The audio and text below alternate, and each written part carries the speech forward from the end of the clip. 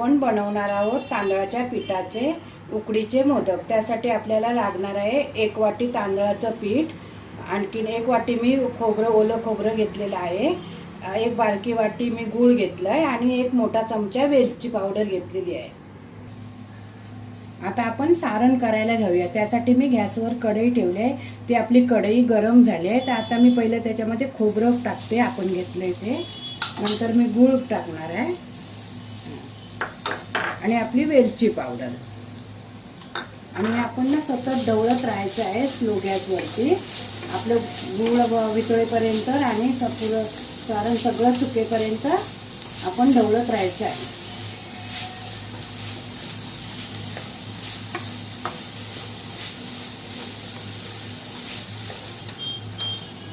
हे आता आपला पूर्ण गूळ सगळा वितळलेला आहे। आता थोडंसं सुकेपर्यंत अजून आपल्याला ढवळायचं आहे। आता आपलं हे सारण व्यवस्थित सगळं गूळ सुकलेलं आहे, हे बघा असं घट्ट झालेलं आहे, असं व्यवस्थित सुकं करून घ्यायचं आहे। आता मी गॅस बंद करून त्याला 10-15 मिनिटं आपण थंड करत ठेवूया। आता आपण पिठाची उकड करूया। त्यासाठी मी एक ना गॅसवरती पातेलं गरम करत ठेवलं आहे। मी ज्या वाटीने पीठ घेतलंय त्या 2 वाट्या मी पाणी उकळत ठेवणार आहे।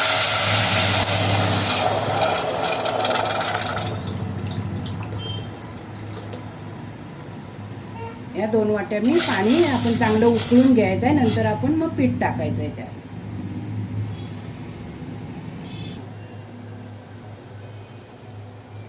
आता आपल्या पाण्याला चांगली उकळ आले, तर आपण आता हे पीठ घालून घेऊ।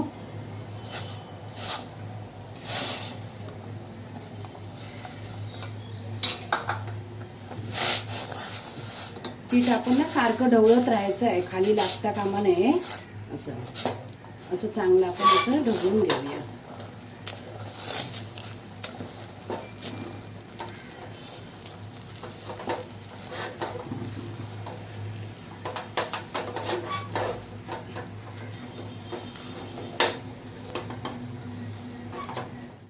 आता आपलं हे पीठ तयार झालेलं आहे, हे बघा असं सुकं राहता कामा नये, हे बघा असं आपण सगळं पीठ भिजायला पाहिजे आणि व्यवस्थित उकडून घेतलेलं आहे। आता मी गॅस बंद करून 10 मिनिटं वाफवून घेऊया।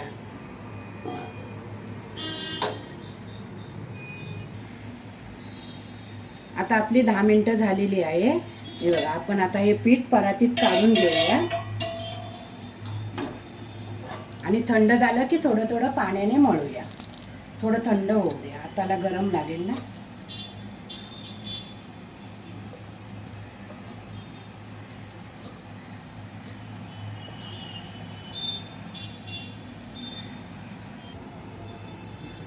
आता आपलं हे पीठ थंड झालेलं आहे। आता आपण ना थोडं थोडं पाणी घेऊन आपण चांगलं नरम असं मळून घ्यायचं आहे।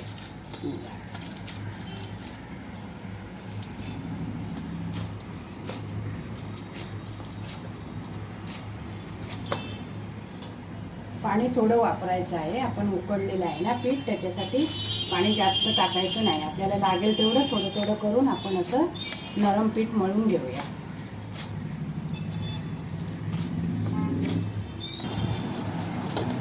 आता आपलं हे पीठ मळून झालेलं आहे, बघा एवढं असं मस्त असं नरम व्हायला पाहिजे पीठ, हे बघा छान पीठ नरम झालेलं आहे। आता आपण मोदक करायला घेऊ।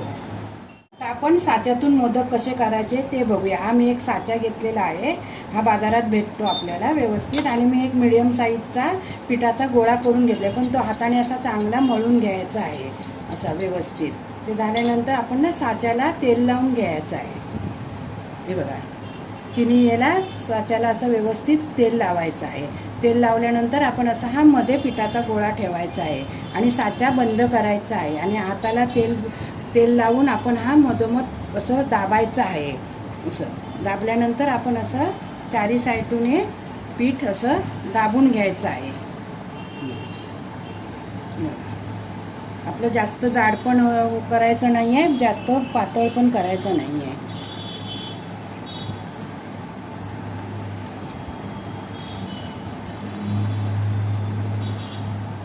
हे बघा असं व्यवस्थित सगळीकडे दाबून घ्यायचं आहे, आपल्या मोदकाचा आकार पण छान येतो। असं दाबल्याने. हे बघा असं व्यवस्थित सगळं दाबून झालेलं आहे. आता आपण हे हाताने सारण भरूया. हे बघा असं बोटाने सारण दाबायचं आहे थोडं. हे बघा सारण भरून झालं की आपण हे आता असं सगळं बंद करून घेऊया.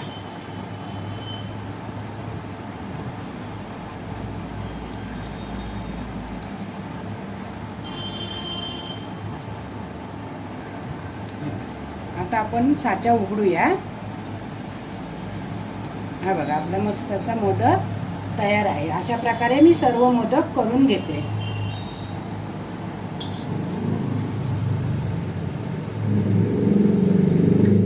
आता आपले सर्व मोदक करून झालेले आहे. तर मी एक इथे चाळण घेतले आहे, त्यात मी केळीचं पान ठेवलेलं आहे. आता आपण याच्यात मोदक सर्व व्यवस्थित ठेवून घेऊया.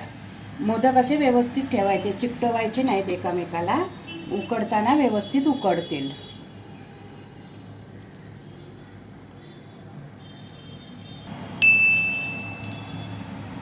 हे बघा आता एका टोपामध्ये मी पाणी उकळवत ठेवलेलं आहे.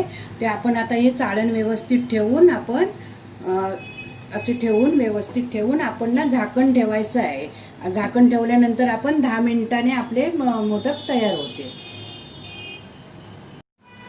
आता आपले 10 मिनिटं झालेले आहेत. आपण उघडूया. हे बघा आपले छान मोदक उकडलेले आहेत. आता मी गॅस बंद करून घेते.